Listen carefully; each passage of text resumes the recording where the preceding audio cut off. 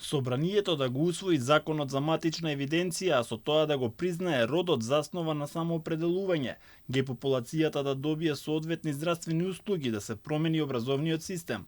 Ова се дел од барањата кои се испратени од парадата на гордоста која денеска се одржува во Скопје.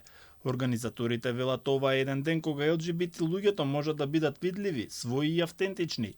Порачаа дека ЛГБТ заедницата секогаш била одговорен член на ова општество, ги исполнуваат сите обврски кон државата, но за возврат не добиваат ништо. Протестот е барање за владата да обезбеди образовен систем и програми кои ќе ги гради светогледите на идните генерации засновани на демократските вредности, солидарноста, емпатијата и грижата. За да можеме да имаме лични документи кои го признаваат и го изразуваат нашиот родов идентитет, протестот е барање до собранието да го усвои законот за матична евиденција со вклучен модел за правно признавање на родот заснован на самоопределување.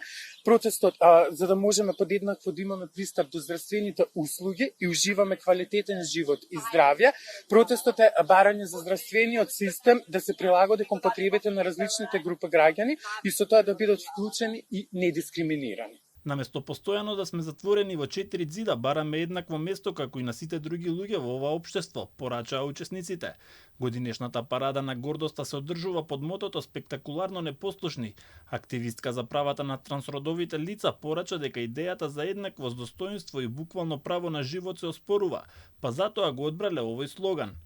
Немаме видено некое унапредување во ситуацијата со правата, што треба да се воспостават и да се направат промените во законите, така да се надеваме дека со формирањето, како што реков, на новата влада и јубилејниот 5 Прајд ќе направиме малце поголема видливост, патем и нашиот слоган спектакуларно непослушни сака баш да укаже на тој момент дека ние се уште сме тука, постоиме, го имаме 5-тиот Прајд, првиот помина одамна, со промените што се направија последно во законот за спречување и заштита од дискриминација, што впрочем се случи баш пред првиот Прајд, имаме видено баш некој напредување. Учесниците порачаа дека се против сите неправди и облици на ограничување на секој човек да се чувствува како сака.